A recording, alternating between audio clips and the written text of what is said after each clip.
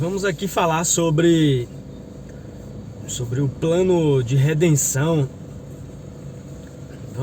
Vamos entender um pouco mais sobre isso, sobre redenção. Primeiramente, redimir. Redimir quer dizer trazer de volta, levar de volta ao estado original, algo que estava separado, voltou. Um exemplo simples é um casamento, né? Um casamento que houve uma separação e então há uma reconciliação, reconduzir, né? Voltar a estar ali com aquela pessoa. A redenção traz essa mesma compreensão. Você estava em Deus, então você regressa para Deus. Você é reconciliado com Deus. Então vamos compreender um pouquinho melhor como que é isso. Primeiro é importante falar sobre 3 coisas que acontecem nesse processo, que é o pagamento do preço, a intercessão e o chamamento, né?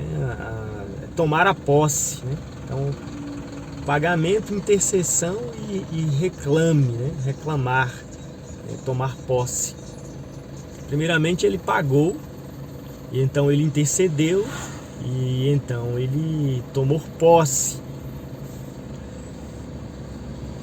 Sobre o pagamento não há muita discussão, né? A morte de Jesus na cruz foi para pagar o preço que a lei pedia. Não há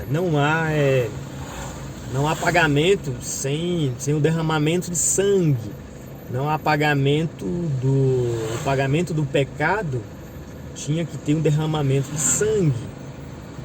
A lei requeria um sacrifício, e esse sacrifício era o cordeiro ser imolado como sacrifício, como pagamento daquela dívida. Então esse primeiro ponto é um ponto pacífico. Entre os evangélicos, entre os cristãos, não há muita discussão sobre a cruz ter toda essa importância do pagamento. O pagamento foi ali na cruz do Calvário. Ainda que você pode aprofundar-se isso, Pedro vai dar abrir um pouco mais isso e dizer que o cordeiro foi imolado ainda antes da fundação do mundo. Antes da fundação do mundo o sacrifício foi feito, mas foi manifestado no tempo. Porque na verdade as coisas de Deus, elas não acontecem do nada. Então Deus não é um irresponsável, Deus tem seus planos. E essa tão preciosa salvação é um projeto desde toda a eternidade. Deus, em sua consciência, ele viu todas as coisas e ele é o criador de tudo, ele é antes de tudo. Então Deus em si só, ele tem todas as coisas, ele existe por si próprio. Deus não tem existência terceirizada. A minha existência, ela se deu na união de 2 pessoas que me formaram. Essa terceira pessoa sou eu. Deus, ele não precisa de ter um fôlego criado, mas ele tem a vida em si. Ele é a própria vida. Então, em Deus está tudo isso. Ele é o tudo. E esse plano da salvação é um beneplácito, né? O beneplácito quer dizer isso, um propósito, um planejamento. Esse beneplácito dele, ele tomou conselho consigo mesmo. Então ele planejou tudo e isso veio a se manifestar. Mas vamos focar nesses 3 pontos dessa tão gloriosa salvação, dessa redenção, né? Redimir o homem, trazer o homem de volta. É bom ainda estabelecer essa importância da reconciliação, né? Nem todos podem voltar, porque não são todos que estavam. Você pode dizer, mas a Bíblia fala que quando acontece a morte, o corpo volta ao pó e o espírito volta a Deus que o deu. Ora, não é dessa forma literal. Se fosse dessa forma literal, todo mundo seria salvo. Isso não pode ser dessa forma, senão todas as pessoas seriam salvas sem o sacrifício da cruz. Então essa ideia do Espírito voltar para Deus que o deu não tem nenhuma referência com a salvação. Esse Espírito que volta a Deus que o deu traz a ideia de que Deus é o criador de tudo, até mesmo do mal. Ele criou o mal. Então todas as coisas voltam para Deus, voltam para sua origem nesse sentido de criação, não no sentido de ter uma permanência, né? Os ímpios vão ter uma permanência, não. Essa ideia de um inferno eterno é descartada também, é uma obra da religião para amedrontar. A punição do inferno e todas essas coisas termina no lago de fogo, que é a segunda morte. A segunda morte é um aniquilamento, não haverá mais sofrimentos. Eu não vou aqui devagar nesses outros pontos, mas quero dizer que os únicos que podem ser redimidos, os únicos que podem voltar a Deus, são esses que foram conhecidos antes do mundo existir. Foram esses que foram conhecidos por Deus antes. Perceba que o próprio texto vai trazer essa informação em Romanos 8. Aqueles que ele conheceu também predestinou. Perceba que Deus conhece a todos, mas esse conhecer não se refere a todos. Traz essa explicação. Os que conheceu predestinou. Perceba que não é um conhecer de onisciência. Ele é onisciente, sim, mas não foi por sua onisciência que ele predestinou. O conhecer ali no texto está falando do coração, dos pensamentos de Deus, do DNA de Deus. Aqueles que estavam em seu coração, em seu pensamento, em sua mente, esses sim são os eleitos. Esses sim são predestinados, chamados, justificados e glorificados. Essas 5 coisas dão uma outra grande mensagem, né? Conheceu, predestinou, chamou, justificou e glorificou. Mas agora aqui eu quero trazer essas outras 3 coisas, que é pagamento, intercessão e tomar a posse, né? Então pagou a dívida, intercedeu e tomou a posse. Vamos então entender, andando um pouquinho mais, vamos para a intercessão. Ele pagou o preço na cruz. O que representa a intercessão? Jesus Cristo é o único intercessor. Ele é o advogado. Ele advoga a causa. Qual é o propósito desse interceder? Está dentro do mesmo plano da redenção. A intercessão de Cristo é exatamente para nos limpar do pecado. Pagou o preço, então ele nos comprou. Na cruz ele nos comprou, mas para ele poder ter para ele precisa limpar a coisa. Ele comprou, não comprou somente os salvos, ele comprou também os perdidos. Então Cristo morreu e comprou a humanidade inteira. E esse comprar se refere ao derramamento do sangue.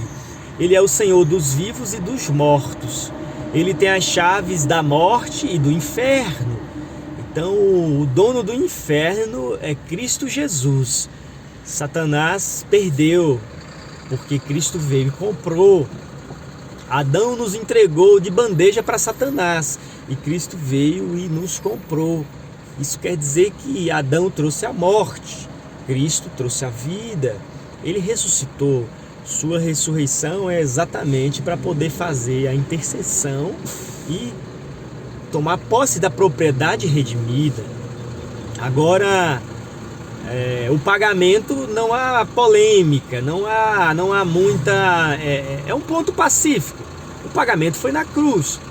A gente passa a ter divergência com boa parte dos cristãos no segundo passo, que é a intercessão. Então é acreditado por alguns que Jesus foi para o céu. Na verdade, Jesus ter ido para o céu é acreditado por quase todos. Jesus foi lá para o céu e está intercedendo. E lá ele fica fazendo intercessões para um dia voltar e nos arrebatar e tomar posse daquilo que ele comprou. A maior parte dos cristãos vão acreditar dessa forma. Vai ter um pequeno grupo que eu já pertenci, que acredita que teve 7 eras da igreja. E durante as 7 eras da igreja, o cordeiro estava sangrando, intercedendo, até que quando terminou as 7 eras, esse cordeiro vem, se apresenta como leão, e ele vem reclamar os seus. Então ele vem cumprir essa terceira parte, que é tomar posse. Então ele vem, então tem 7 eras da igreja, em cada era tem um anjo, e na 7ª era, vindo o 7º anjo, então o mistério de Deus se completa e Deus volta e redime o homem. Eu participei desse pequeno grupo, desses irmãos que me trouxeram esse ensinamento. Só que eu quero dizer para vocês que não. Quero dizer para vocês que biblicamente isso está errado. Não há 7 eras da igreja, não há 7 anjos dessa forma, não há essa ideia dele ter ido lá para o céu interceder. Vamos entender o que significa isso. Tudo isso é bíblico, mas é preciso entender. É preciso ter o privilégio de ter a mente aberta para entender o que está escrito. Perceba que o primeiro ponto, que é pagar, o pagamento, mesmo sendo um ponto pacífico, não é tão simples. A cruz de Jesus, o sacrifício na cruz, o apóstolo Pedro nos diz que o sacrifício foi feito antes da fundação do mundo, e o tempo apenas trouxe a manifestação disso. Perceba que a eternidade, ela traz manifestações no tempo, mas o tempo não pode entrar eu quero dizer que o tempo a eternidade não cabe no tempo, o tempo cabe na eternidade, percebe? Então a eternidade, que é Deus, vem os tempos, e durante os tempos a palavra do Senhor se manifestou, até que chegou a plenitude dos tempos, a consumação de todas as coisas. O ponto é esse. Nós vamos para a Bíblia mostrar o que eu estou falando dentro da palavra de Deus. As escrituras mais preciosas para isso vai ser a carta de Paulo a Efésios e a carta de Paulo a Colossenses. Essas 2 cartas vai tratar desse mistério. Então você vai perceber, você que já é leitor da Bíblia, vai ver que traz essa compreensão maciça, preciosa. Primeiro vamos lá a Colossenses. Em Colossenses você vai ver que Colossenses primeiro, lendo todo o capítulo, você vai ver que Paulo vai dizer que, no singular, o mistério que esteve oculto desde a fundação do mundo e em todas as gerações nos foi revelado. O mistério no singular, ele está falando exatamente de Deus, esse grande mistério que nunca foi revelado aos filhos dos homens em outro tempo, agora nos foi revelado. É revelado a quem? Aos seus santos, aos quais Deus quis fazer saber as riquezas da glória desse mistério, que é Cristo em vós, a esperança da glória. Então o mistério foi revelado pelo 7º anjo, o mistério foi revelado no último tempo, o mistério foi revelado. E quando é o último tempo? Então essa ideia de tempos e anjos, não se embarace com isso. O livro de Apocalipse é um livro simbólico. Você não tem que ficar embaraçado com os anjos e com os tempos. Na carta a Efésios e juntamente em Colossenses, vai dizer que vindo a plenitude dos tempos. Então, creia no que está escrito, você não se perde com isso. Cristo põe fim no tempo. Então, para de ficar pensando nesse mecanismo humano de tempos e tempos, dispensações e coisas. Cristo é a consumação dos tempos. Em Cristo, a redenção está completa. Ele nos redimiu nele. Ele nos elegeu nele. Nele quem? Cristo. Quem é Cristo? Esse mistério é revelado. Cristo é Deus, Cristo é a igreja, Cristo é o tudo. Perceba a grandeza de Cristo. E aí as pessoas ficam confusas, porque quando fala Cristo, elas imaginam o homem. Imaginam o homem nazareno. E aí vão fazer confusões. Ele é o homem, então ele não é Deus. Ou ele é Deus, mas Deus é outro. E vira uma confusão. Não consegue compreender esse mistério. Ele é antes de todas as coisas. Todas as coisas foi feita por meio dele. Foi feita por meio dele, para ele. Então a grandeza, para que diminuir Cristo? Para que teólogo? Para que vocês ficarem nessa discussão boba? Deus é 3 pessoas, o Pai, o Filho e o Espírito Santo. São as 3 pessoas da divindade. E então eles viajam nessas discussões seculares. Mas a palavra está aí. Então ele é o todo. Ele é o cabeça e o corpo da igreja. Em Deus está 3 pessoas. Não só 3 pessoas, mas todos os salvos estão em Deus. O coração do Pai. A redenção é voltar para Ele. Ele diz em João 17, Jesus, que o Filho recebeu o poder de dar a vida eterna. A quem? A quem que o Filho dá a vida eterna? Aqueles que o Pai escolheu. E ali ele simplifica dizendo: não oro pelo mundo. Então, diga você se isso sou eu que estou inventando. Capítulo 17 de João, Jesus declara: eu não oro pelo mundo, eu não intercedo pelo mundo, eu não rogo pelo mundo, eu não vou salvar o mundo, mas eu vou dar a vida eterna a estes e àqueles que hão de crer em mim através da palavra. A palavra redime o homem. Não é de pão que vive o homem, mas da palavra que procede da boca de Deus. E Ele nos deu a palavra da reconciliação.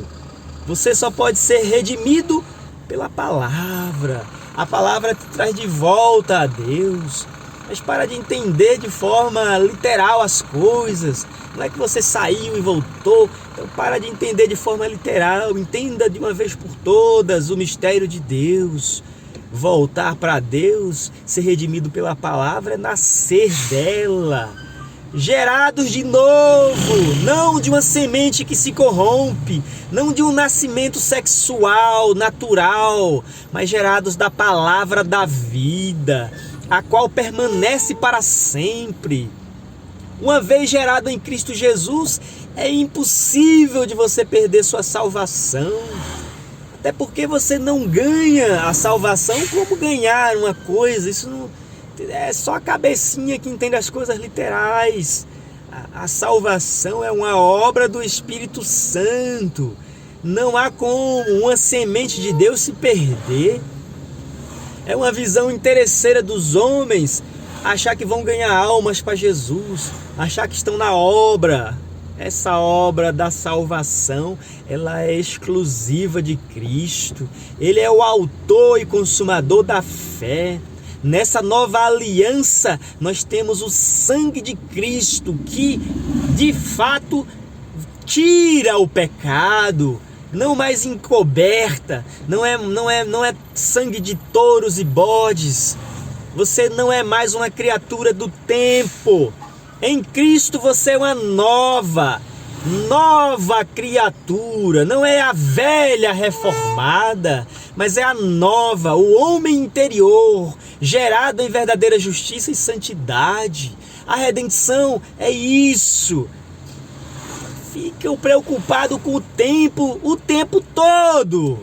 Jesus disse ao ladrão: vai ter um tempo lá no final, daqui a não sei quantos milhões de anos, ou 2000 anos, que eu vou voltar e aí eu vou levar você para o paraíso. Não! Jesus disse: hoje mesmo tu estarás comigo no paraíso. Então, o homem não entende essas coisas e aí eles ficam... Mas só foi o ladrão. Só foi o ladrão. Porque foi Jesus que disse pro ladrão. Meu Deus do céu. Para com essa coisa. Não só foi pro ladrão não, meu amigo. Vamos lá para a Bíblia, tá na Bíblia. No capítulo 8 de João, Jesus vai dizer num dado momento: todo aquele que guarda a minha palavra nunca verá a morte.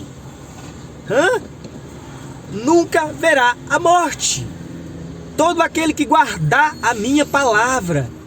E aí eles disseram: esse cara está endemoniado. Morreu Abraão, morreu os profetas, e ele está dizendo que se alguém guardar a palavra dele, nunca vai ver a morte. Percebe a mentalidade farisaica? E Jesus explodiu eles ali. Abraão me viu e se alegrou.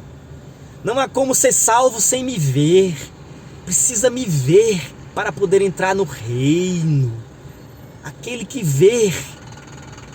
Se você vê, você recebe. Então ver também é entender, compreender esse mistério. Então ver para receber, entender para crer. Crer é entender. Você não pode comer se você não entender. Se você não entende essa palavra, isso não vai fazer o menor sentido. Mas quando isso entra no teu entendimento, então você esquece de tudo. Igual aquela mulher do poço ali, ela perdeu o sentido da vida, porque ela descobriu a vida. A vida é Cristo. Viver é Cristo. Quando você descobre que Ele é essa vida, acabou. Você encontrou um tesouro. Mas veja isso aqui. Essa mentalidade humana, até os nossos dias. Jesus é a ressurreição e a vida, meu irmão.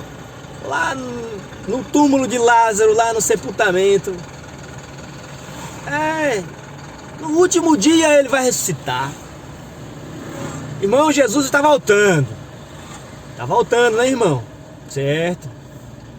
E Jesus diz: eu sou a ressurreição e a vida. Quem crê em mim, ainda que esteja morto, viverá. E todo aquele que vive e crer nunca morrerá. Você pode crer nisso? Mas Jesus ressuscitou Lázaro. Percebe? Só conseguem ver as coisas literais. Meu irmão, Lázaro morreu de novo. E aí? Vai ressuscitar no último dia. Então Jesus estava errado e Maria estava certa. Marta estava certa ali, né? Senhor, ele vai ressuscitar no último dia. Não. Jesus venceu a morte. O seu último dia é o dia que Jesus nasce em você. Esse é seu último dia, porque aí vai ter dois homens, vai ter dois nascimentos. O primeiro nascimento em Adão, uma alma vivente. O segundo nascimento em Cristo Jesus. E esse segundo nascimento vem para vencer o primeiro. Se alguém está em Cristo, nova criatura é. Algumas coisas se fez novas? Não. Tudo se fez novo. O céu e a terra que agora existe passam quando você entra em Cristo. Ele é o novo céu e a nova terra. Nele, por Ele e para Ele são todas as coisas. Efésios 1:10. Vindo à plenitude dos tempos, Deus tornou a congregar em Cristo todas as coisas. Ele está fazendo isso. Mas já fez? Que loucura é essa? Está fazendo e já fez? Para você entender que quando se trata dele estar fazendo, é o tempo. Quando se trata dele já fez, é a eternidade. E a eternidade manifesta no tempo. Então Jesus já veio. Para uns sim, para outros não. Já redimiu uns e outros não, e ao mesmo tempo já redimiu todos. Por quê? Porque se trata da eternidade. Você é escolhido antes da fundação do mundo. O seu primeiro nascimentozinho aqui, se você é um eleito do Pai, vem a hora que você vai ouvir esse evangelho e essa voz vai gerar esse novo ser. E isso vem para vencer esse primeiro. E aí está a redenção, aí está te trazer de volta. Você sai de um pensamento de Deus para se tornar a palavra, e a palavra é Ele. Então essa palavra, quando é ecoada, essa palavra gera a fé, e a fé gera você em Jesus, filho e filha de Deus, por um Espírito. Somos batizados formando um corpo. Então o grande Espírito Santo nessa nova aliança. A intercessão nada mais é do que esse sangue remidor gerando essa nova criatura. Isso é a intercessão, aonde o mesmo Jesus disse: virá a hora que eu não mais intercederei, porque não falarei mais em parábolas acerca do Pai, porque o mesmo Pai vos ama, visto que vocês me amaram e me receberam. Então o próprio Pai também te ama. A intercessão é para Deus morar em você. Então essa intercessão nada mais é do que esse processo aonde você nasce de novo e Ele faz morada. Efésios está revelando isso. Vindo Ele, evangelizou a paz. Ele traz essa paz. Você não vai estar mais em guerra. Essa guerra da carne e do espírito, ela cessa quando Cristo Jesus é formado. Não tem mais dores de parto. Paulo agora, quando vê um crente, um cristão verdadeiro, gerado em Cristo, ele diz o quê? Não tenho mais dores de parto não, porque Cristo já está formado. Você agora está pronto. A morte agora pode levar o que pertence a ela. O que é que pertence à morte? Esses 16 elementos. Esse corpo vai tombar, mas você é recebido em glória. Você é glorificado. A intercessão é isso. Esse sangue aspergido, essa roupa branca que você recebe. O sangue do Cordeiro é isso. O sangue representa filhos. Pare de entender literal. Filhos, você é filhos de Deus. O sangue de Jesus tem poder, é isso. Que poder tem o sangue? O poder é o Espírito Santo, o poder do sangue. O Espírito Santo é que é o poder que gera os filhos. Cada filho de Deus é gerado pelo Espírito. Isso é o que? É um membro do corpo de Cristo. Então você é gerado nessa verdadeira justiça e santidade. E a intercessão é exatamente isso. Esse sangue remidor, esse poder, esse Espírito gera essa nova criatura. E essa nova criatura, ela é o quê? Ela é a casa. Ela é a casa onde Deus vem morar. Tem o prazer de fazer morada. Ali era um filho, agora são centenas de centenas. Depois dele veio a manifestação dos filhos. Tomar a posse é exatamente a propriedade redimida. Você é uma casa, é uma morada. Você é uma pedra nesse edifício. Você é morada de Deus, você é propriedade de Deus.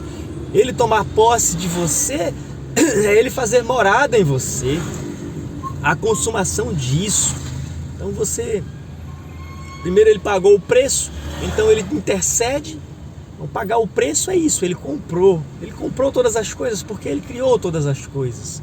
Então Ele veio com o seu sangue e comprou todas as coisas. Todos os homens, sejam os salvos ou os perdidos. E aí agora, vamos tentar pontuar isso na Escritura. Jesus então comprou o mundo inteiro. Então você vê isso em João 17, capítulo 17 de João. Jesus recebeu o poder sobre toda a carne para dar a vida eterna, porque ele veio para isso, ele veio para dar a vida eterna. Então ele chega e ele abraça o mundo todo. Me dá aqui, vou comprar toda essa bagaça aqui. Então ele comprou todos, os salvos e os perdidos. Mas agora ele vai dar a vida eterna. Vai dar a vida eterna a quem?